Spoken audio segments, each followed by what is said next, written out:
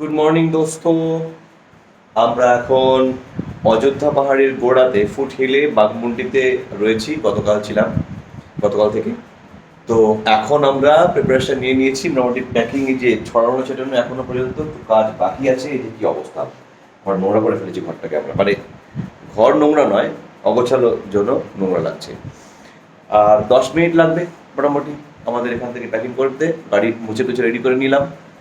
দুটো এবার তো লাগেজ খুবই কম, দুটোই মাত্র ব্যাগ, ট্যাঙ্ক ব্যাগ আর টপ বক্স, নাথিং এলস। আজকে আমাদের প্ল্যান রয়েছে এখান থেকে ডিরেক্টলি দীঘা চলে যাওয়া, দীঘাতে গিয়ে একটু ফিশ ফ্রাই খাওয়া, সেখান থেকে বাড়ি চলে যাবো। আজকে আর কোথাও স্টে করার প্ল্যান নেই আপাতত, রাস্তায় বদলালে বলে দেবো। তাহলে আমরা বেরোই নাকি তাহলে? Good morning. হ্যাঁ, এখন বলে দেন। আমরা দোনো মনে করছি অ্যাকচুয়ালি, কিন্তু খুবই মাছ ভাজা খাওয়ার একটা ব্যাপার আছে। আমারও মনের মধ্যে সেটা ছিল যে একটু যাবো, মাছ ভাজা খাবো সমুদ্রে না নামলেও। তো দেখা যাক কি বলছে আমার সর্দার। সর্দার যা বলবে তাই হবে। হ্যাঁ, তাহলে দেখা যাক, তাহলে রাস্তায় বেরিয়ে পড়ি। আমরা এখন বেরিয়ে পড়লাম। কোথা থেকে? আমাদের এই last night stay Ganguly hotel থেকে। ওই যে রাস্তাটা যেটা রাইট সাইডে ঢুকে যাচ্ছে, ওটাই হচ্ছে অযোধ্যা পাহাড়ে যাওয়ার রাস্তা, যেখানে নিয়ে আমরা কালকে গিয়েছিলাম। কালকে আমাদের এক্সপিরিয়েন্সটা মোরলেস খুব ভালো ছিল, খাবার দাবারগুলো ভালো ছিল, রাইট? প্ল্যানিংটা ভালো ছিল, টাইমটা নিয়ে লেজারটা বেশি। বাইক রেডি করে ফেলেছে খুবই। বেরিয়ে পড়ছি আমরা। ব্রেকফাস্ট করব রাস্তায়, দেখা যাক কোথায় ভালো কিছু পাওয়া যায়। Till then, bye bye. Just আমরা বেরোলাম বাঘমুন্ডি থেকে। আজকে আমাদের প্রোগ্রাম হচ্ছে বাড়ি ফেরার আগে দীঘাতে ফিশ ফ্রাই খেয়ে নিয়ে মন ভালো করে বাড়ি যাওয়া। কারণ যখনই কোনো ট্যুরে যাই সেখান থেকে বাড়ি ফেরাটা খুব দুঃখজনক। আবার কবে আসতে হবে। আমরা সোজা যাচ্ছি দীঘা বিচে, সেখানে গিয়ে আমরা ফিশ ফ্রাই খেয়ে নেব। তাহলে চলা যাক। আমি এই প্রথমবার একটা অদ্ভুত পেট্রোল পাম্পের নাম দেখলাম, নায়ারা। আমরা তো Bharat petroleum, Jio, Indian oil এসব দেখে দেখে অভ্যস্ত। এখানে এই বাঘমুন্ডিতে দেখলাম নায়ারা পেট্রোল পাম্প। এখানে পেট্রোল হচ্ছে 107 টাকা 17 পয়সা করে, একটু বেশি। রাঁচিতে আমরা দেখেছিলাম 96 রুপিস। তো গুবি গাড়িটা রিফুয়েলিং করলো। 8:24 বাজে।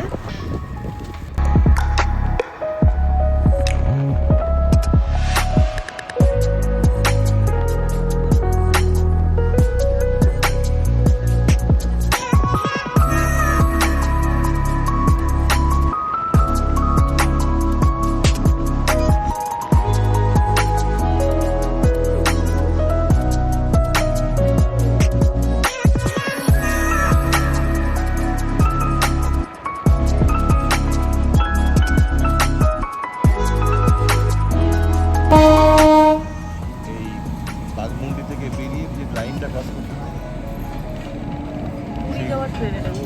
নিউ দিল্লি, এটা পুরী লেখা আছে। পুরী থেকে নিউ দিল্লি, তাই ট্রেনটা। আমার ঘাড়ে হঠাৎ করে রাস্তার মধ্যে কিছু একটা উড়ে এসে পোকা টাইপের ইনসেক্ট কোনো বাইট করেছে, আর এত জ্বালা করছে আমার। তো গুবি শুনে বললো একটু দাঁড়াও, তাহলে দেখি কি হয়েছে। তো আমরা দাঁড়িয়ে পড়েছি। তো দেখে দেখলাম তেমন কিছু হয়নি, একটা লাল মতো দাগ আছে, বোধহয় কোনো বিষ পিঁপড়ে কামড়েছে কিনা। এখন 9:40 বাজে, এখন আমরা খাবার দোকান খুঁজে পাইনি, মানে আমাদের মনের মতো। আমরা এখনো ওয়েট করছি আমাদের খাবার কখন, মানে ঠিকঠাক হেলদি ফুডের দোকান পাওয়া যায় কিনা দেখছি। তো আমাদের এখনো 240 কিলোমিটার বাকি দীঘা যেতে। এস্টিমেটেড টাইম 15:11, মানে 3:11। তার মাঝখানে খাওয়া দাওয়া আছে, একবার ব্রেক নেওয়া আছে, পেট্রোল ভরা থাকতে পারে। তো উঠে পড়ি তাড়াতাড়ি করে, আর কথা না বলে। চলো তাহলে বেরিয়ে পড়ি আবার। তার সামনেই দেখছি একটা, মানে একটুখানি এগিয়ে একটা হোটেল পেয়েছি। সেখানে এসে তাই খাই, যেটা পাওয়া যাবে সেটা খেয়ে নিই। ব্রেকফাস্ট হতে আর ডিম ডিম খাওয়া যাবে তো। যেখানে দাঁড়িয়েছি খাবার জন্য, সেখানে তো মানে খাবার ভালো পাচ্ছি না। এই যে কি লেখা, দ্য ব্লু ব্লু ডায়মন্ড। এই হলো ডাবল ডিমের অমলেট। ম্যাডাম এখন কথা বলছে ফোনে, দায়িত্ব পালন করা।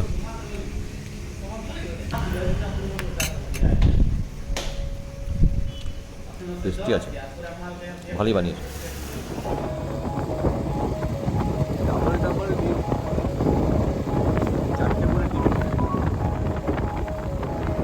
এখানে এসে আমরা আবার হঠাৎ করে বৃষ্টি পেলাম, বেশ ভালোই বৃষ্টি হচ্ছে। জায়গাটার নামটা এখন দেখতে পাচ্ছি না, জঙ্গলমহলের মধ্যেরই কোনো রাস্তা। বেলপাহাড়ির দিকে যাচ্ছি, এখানে বেশ ভালোই বৃষ্টি হচ্ছে। রাস্তাঘাট দেখে আশা করি বুঝতে পারছেন বৃষ্টি হচ্ছে। কি জায়গা, রাস্তাগুলো কি পুরো ব্রিজের মতো হয়ে গেছে। 11:26 বাজে, এখনো 190 কিলোমিটার দূরে আছি আমরা দীঘা থেকে। কাকড়াঝোড় ডান দিকে, রোডগুলো কি বলছে, লোদগুলি 65, ঝাড়গ্রাম 49 আর বেলপাহাড়ি 12। মানে আমরা বেলপাহাড়ির কাছাকাছি আছি এখন। বেলপাহাড়ির রাস্তা, বাপরে বাপ।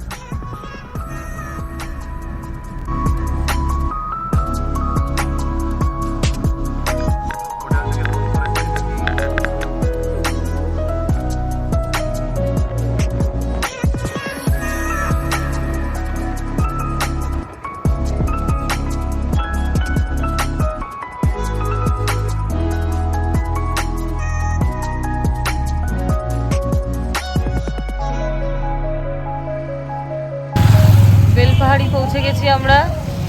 এই যে বেলপাহাড়ি পুলিশ স্টেশন। বেলপাহাড়ি বাজারের ভিতর দিয়ে আমরা যাচ্ছি। তুমি তো সারাক্ষণে অন্য কথা বলে যাচ্ছে। কোথায় বাবা বেলপাহাড়ি, এ তো ধরে নেবে আমাদের। কিন্তু পুলিশ সব জায়গায় আছে, পুলিশ চৌকি সব জায়গায় আছে।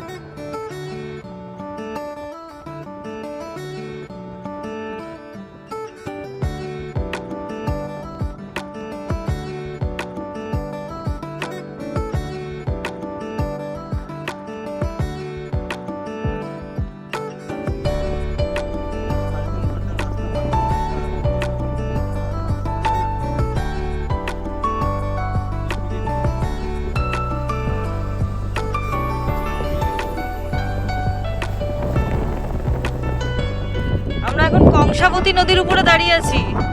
এই যে ব্রিজ, কংসাবতী নদীর উপরে, ওপাশেও নদী। বর্ষার জলে পুষ্ট নদী, তাই যখন বর্ষা হয় তখন এখানে জল থাকবে।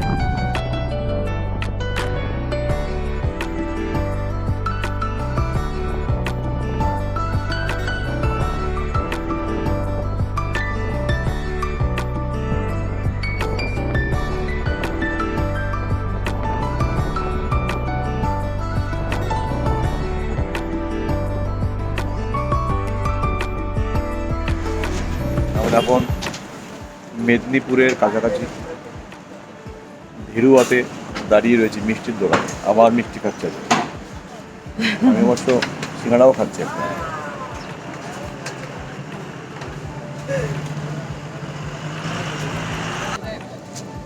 দুপুর তো খেতে হবে।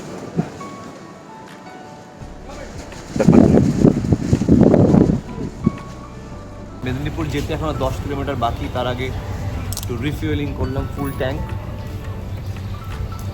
নাও still 124 kilometre left to reach Digha. আমরা পৌঁছে গেছি মেদিনীপুর।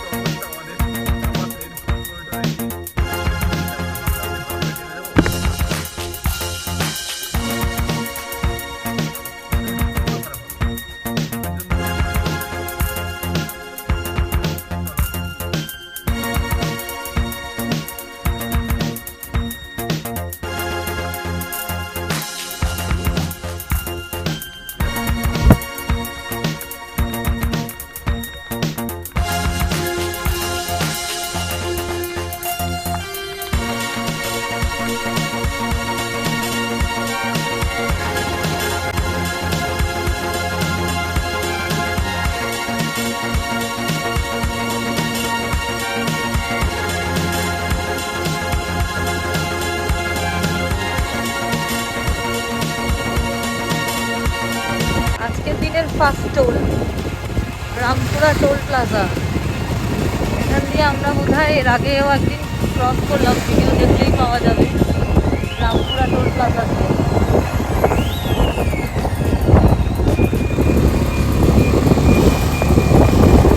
দীঘা এখনো 77 কিলোমিটার বাকি। তার আগে এরকম চড়া রাস্তা একটা কোথা থেকে এসেছে।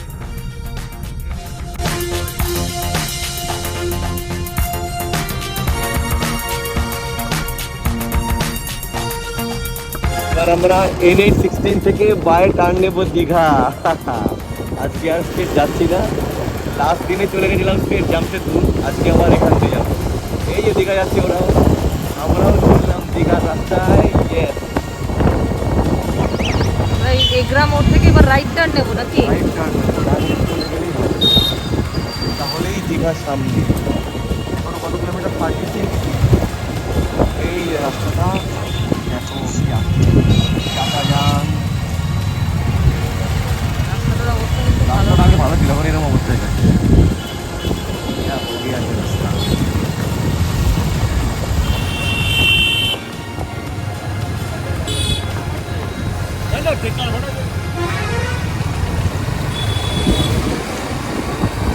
এই আমরা ঢুকে গেলাম কোথায়?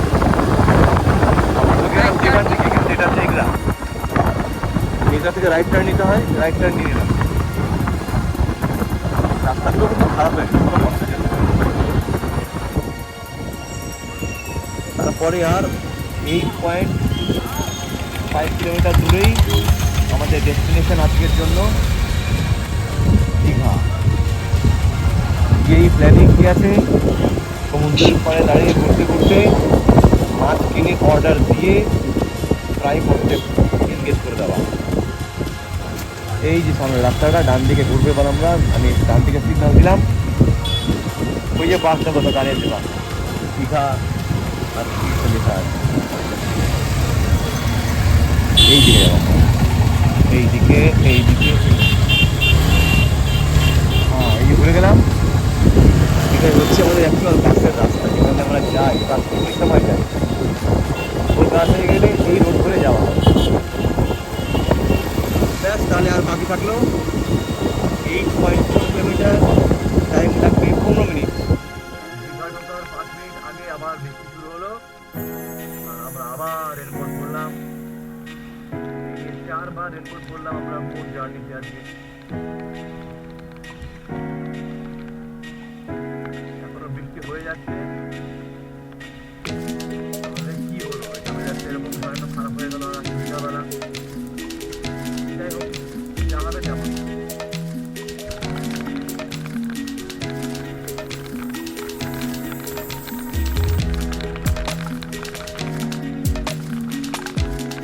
দীঘা ঢুকছে, বৃষ্টির মধ্যে দীঘা,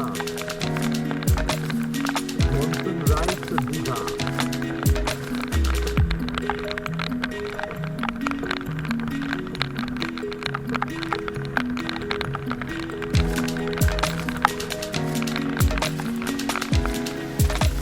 সবাই এখানে আশ্রয় নিয়েছে।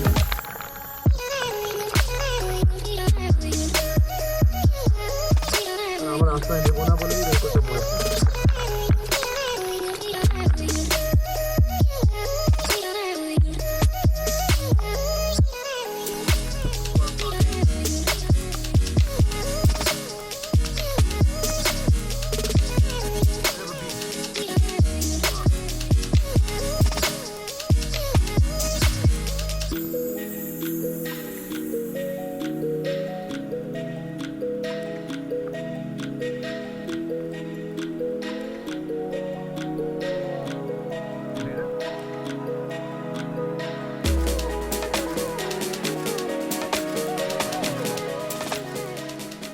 সবে হোটেলে আমরা চেক ইন করছি, এই সবে ঢোকা হচ্ছে, ম্যাডাম ঢুকছেন। আমি ঢুকে জাস্ট কোনোরকমভাবে টপ বক্স আর ব্যাগটা রেখেছি, কন্ডিশন একটু খারাপ আছে, বৃষ্টির মধ্যে 2-3বার ভিজেছি।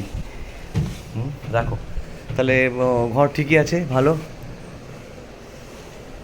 চাবিটা নিয়ে নাও। বাহ, সুন্দর। এখান থেকে আমার বাইক দেখা যাচ্ছে নিচে। ওই যে বাইকটা, আর সমুদ্রটা এখান থেকে দেখাও যাচ্ছে ওই সামনেই। Very good. ঠিক আছে, ফ্রেশ হয়নি, তারপর তাড়াতাড়ি করে আমরা এখন আবার বেরোবো না? ঠিক আছে, তাহলে বেরোই। আমরা তাহলে কি কি মাছ কিনলাম? কাঁকড়া মাছ, লোটে মাছ এখনো আপাতত। লোটে নিয়েছি আর কাঁকড়া এখানে কাটা হচ্ছে, এই ভদ্রলোক কাটছেন। 1.5 কিলো কাঁকড়া মাছ আর 700 লোটে। আর রাতের দিকে এসে আমরা আবার ইলিশ টিলিশ নেবো, পমফ্রেটও খেতে পারি, দেখি। খেয়েছি দাদা। আমরা মাছ কাটা দেখছি তাই দেখি না। আমরা সেই সকালবেলা এগ অমলেটের পরে এখন এসে মাছ কাটিয়ে বাজারে ভাজতে দিয়ে এসে এবার একটু পেট পুজো করতে বসলাম। গুরু বললো বিরিয়ানি খেয়ে নিই অল্প করে, দুজনে মিলে। এই যে বিরিয়ানি, কথা কম খাওয়া বেশি। দীঘার জগন্নাথ মন্দির ঘুরে হোটেলে ফিরে মাছ ভাজা ভাত। ওকে, খেয়ে নি তাহলে। হ্যাঁ, একদম। Now we are heading towards Jagannath Temple of Digha. Jagannath Dham.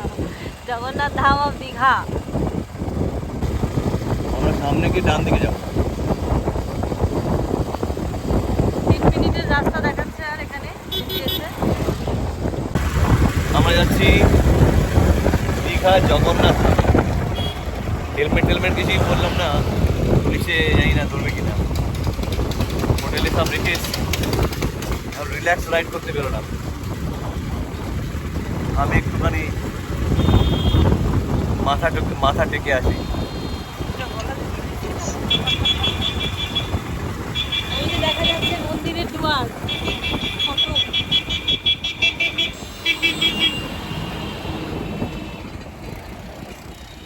মন্দিরের দুয়ার। বাইক রেখে আমরা এখন হেঁটে হেঁটে 500 মিটার একটু হাঁটতেই হবে। এই বাঁদিকে মন্দিরের মুখ দেখা যাচ্ছে। সবাই হেঁটে হেঁটে যায়, বাইকটা পেছনে রেখে এসেছি। এখন এখান থেকে আমরা যাচ্ছি বায়ে। জুতো বাইরে রাখতে হবে। কোথায় রাখতে হবে? এখানে রাখতে হবে, এখানে রাখতে হবে, এইখানটাতে। জুতো রাখার জায়গা ভেতরে নেই, তাই তো? চলো তাহলে জুতোটা রেখেই দিই, খালি পায়ে রাস্তায় হাঁটতে হবে। জুতো রাখার জায়গা এটা যখন।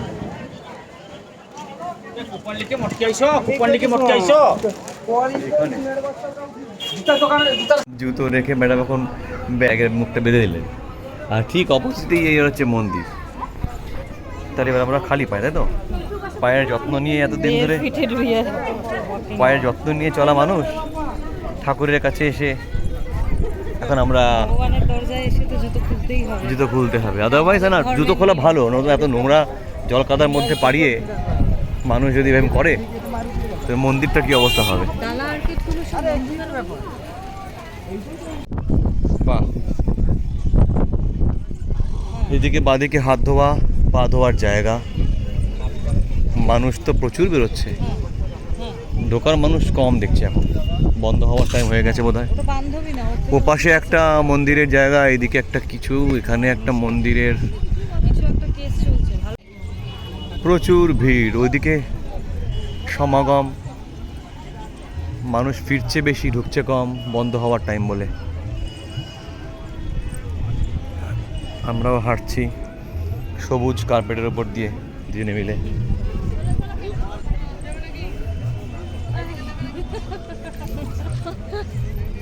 যা,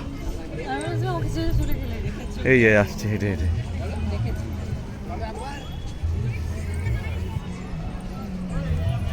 এই পিছনের গেট দিয়ে ঢুকলাম আমরা, এটা ফার্স্ট মন্দির ছিল। আর পরের মন্দিরটা আবার এখানে আসছে সামনে। কিরকম দেখতে লাগছে? ভালোই লাগছে বেশ। আর এখানে আবার কি পদ্ম ফুল ফুটেছে নাকি বাবু, না কি? দাঁড়াও দেখে আসে একবার। কি ফুল এগুলো? সত্যিকারেরই তো পদ্ম ফুল বানিয়ে দিয়েছে একটা। আচ্ছা, একটা ফটো তুলতে বলছে এই বন্ধুরা। তাহলে আমরা তুলে দিচ্ছি, তারপর আবার আসবো। এটা হচ্ছে সেকেন্ড গেটের পরে থার্ড গেটে ঢুকে এরকম একটা মন্দির দেখা গেল, but the doors are locked. Unfortunately we have come very late in the evening, but overall environment আমি দেখাই এইরকম। এখানে ভিডিও কল চলছে ঘরে দেখানোর জন্য।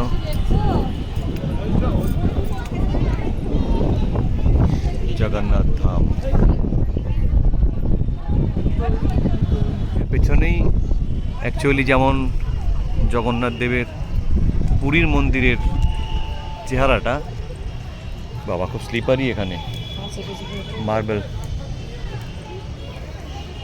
বড় ক্যাম্পাস করেছে, বিশাল বড়, ভাবা যাচ্ছে না। গেটটা তো বন্ধ, এখন তো ঢোকা যাচ্ছে না, শুধু মন্দিরটাই পরিদর্শন করা যাচ্ছে।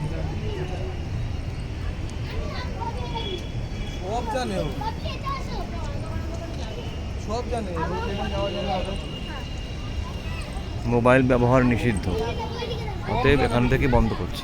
এই মেন মন্দিরটার ভেতরে ছবি তোলা বারণ, তাই বেরিয়ে এসে আমি এখান থেকে সাইড থেকে 1 2 3 4 and 5 here এরকম চেহারা দেখতে পাচ্ছি।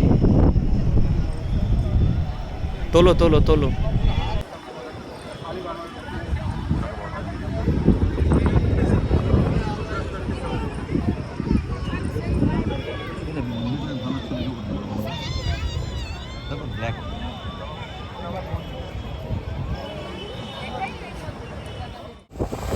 আমরা মন্দিরে জগন্নাথ দর্শন করে বেরিয়ে পড়লাম। এখন যাব আবার হোটেলের দিকে। তার আগে একটু আমরা শুধু কাঁকড়া ফ্রাই করিয়ে নিয়েছি আর একটু লোটে মাছ রান্না করিয়ে নিয়েছি। এবার কবির জন্য বিভিন্ন রকম মাছ দেখি কি এখন পাওয়া যাবে। এই যে জগন্নাথ দেবীর মাসির বাড়ির দুয়ার, মাসির বাড়ি করেছে, এত বড় এরিয়া নিয়ে জগন্নাথ দেবের মাসির বাড়ি এখানে।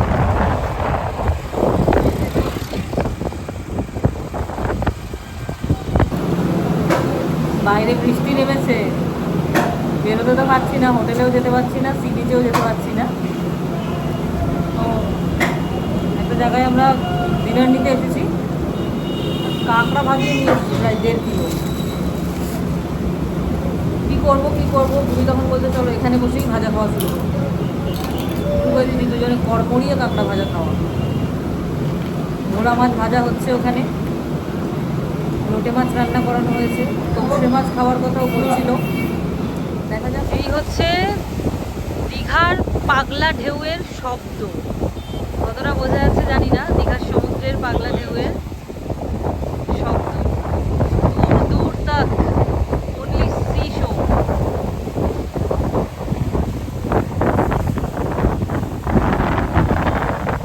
আমরা এখানে এসেছি ফিশ ফ্রাই খাবো বলে, তুমি অলরেডি আর থামতে পারছে না, শুরু করে দিয়েছে। কাঁকড়া মাছ ভাজা, এই যে কাঁকড়া মাছ ভাজা টুকি, আর এই হচ্ছে সি ফিশ ফ্রাই। তো কুমির হচ্ছে, আর মুখটা দেখেই বোঝা যাচ্ছে যে কত আনন্দ করে মুয়া করে খাচ্ছে।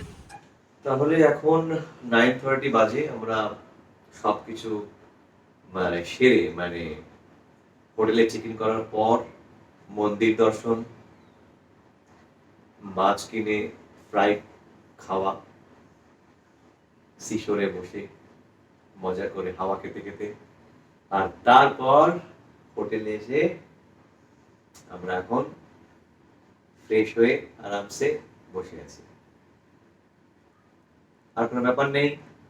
এখন কাল মর্নিং এর প্ল্যান হচ্ছে গিয়ে আর্লি উঠে সি বিচে যাওয়া, সি বিচে ঘন্টা 2 কাটানো, তারপর ওখান থেকে রুমে এসে রেডি হয়ে গুছিয়ে নিয়ে সোজা বাড়ি, তাই তো? তার আগে একটা বিষয় আছে, আমাদের ডিনারটা কিন্তু এখনো হয়নি, একটু পরে খাওয়া হবে। খাওয়া দাওয়া করে নিয়ে লম্বা ঘুম দিতে হবে। কারণ এই 4 ডেজ ধরে আমরা অনেকটাই ঘুরে নিয়েছি, এবার রেস্ট দরকার কালকে বাড়ি ফেরার জন্য। So good night, all of you. By.